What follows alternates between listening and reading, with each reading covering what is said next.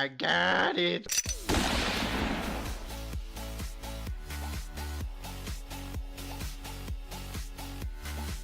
What's up, people of the internet? My name is Hondro, and I'm back with another episode of Power Up or Pokedex Only. A detailed look into a Pokemon's stats, typing, strengths, and weaknesses that we will use to determine if it's a worthwhile investment of candy and stardust, or if you should just keep it as a trophy for your Pokedex. In today's episode, we'll explore the Drogon of Pokemon, Salamence. Salamence's evolution chain is one of strength and determination. It starts out as Little Bagon, a small, wingless dragon with hopes of flying. Its next stage is Shelgon. He grows an incredibly strong shell and starts to transform. Then finally, he gets its wish and evolves into the powerful winged beast, Salamence.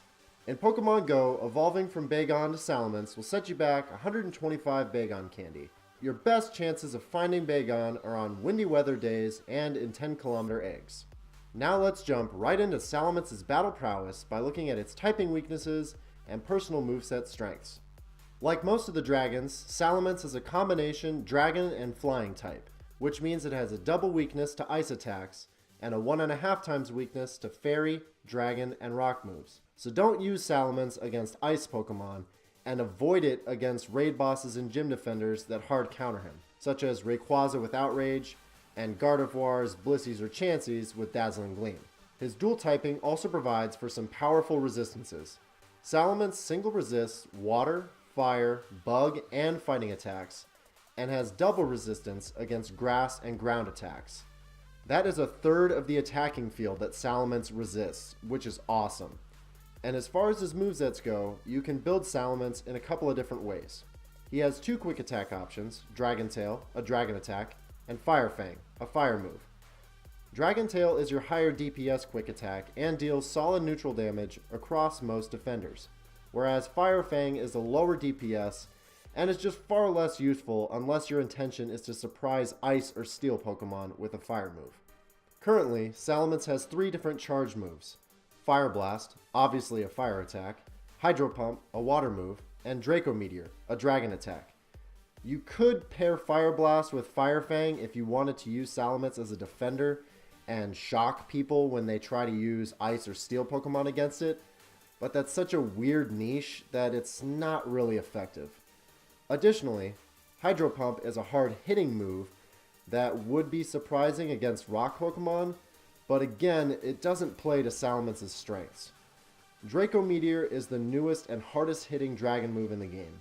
The animation is also really cool when it's used as well. Pair Dragon Tail and Draco Meteor together to make Salamence a heavy-hitting dragon powerhouse. The only downside is that Draco Meteor is a single charge attack, so it takes a while to build and doesn't provide quite as much DPS as Outrage does. Salamence, with his double dragon moveset, is a great all-around attacker against all gym defenders except for Steel and Fairy Pokemon. Unfortunately, he's a rather lackluster gym defender because no matter which moveset you choose, all of his charge moves are single bar attacks, so it's pretty easy for attacking Pokemon to dodge those moves. I would utilize him for his attack strengths and avoid wasting him as a gym defender. Now let's take a look at Salamence's base stats and see how he stacks up against other Pokemon in his typing groups. Salamence has a base attack of 277, defense of 168, stamina of 190, and a max CP of 3532. Very solid stats. So let's compare him to other dragons in the game. We'll start with Altaria. 141 attack, 208 defense, 150 stamina, and a max CP of 1868. Funny enough, Altaria has higher defenses, but this thing seriously drew the short straw when it comes to the attack stat in the dragon category. Yikes. I'll have to do a separate episode covering that Pokemon for sure. Next, let's look at Dragonite. 263 attack, 201 defense, 182 stamina, and a max CP of 3581. These guys are so close, but Dragonite's higher defense and the fact that it can learn Outrage gives it just the slightest edge in battle. There is less than a 1 second difference when simulating these guys battling a Blissey. I simulated the battles here with perfect versions of each, going up against a perfect Blissey with Dazzling Gleam.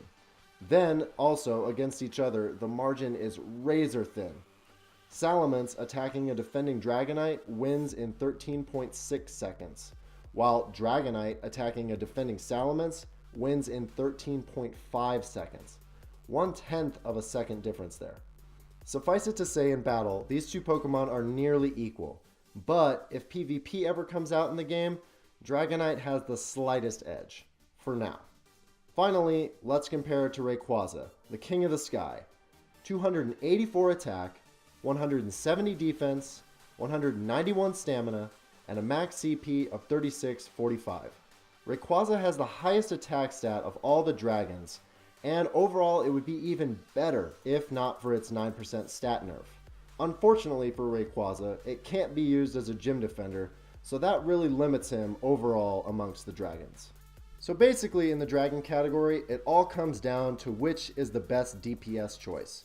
Unfortunately for Salamence right now, Dragonite and Rayquaza both beat him in that category. It's not by much, but that's still the case.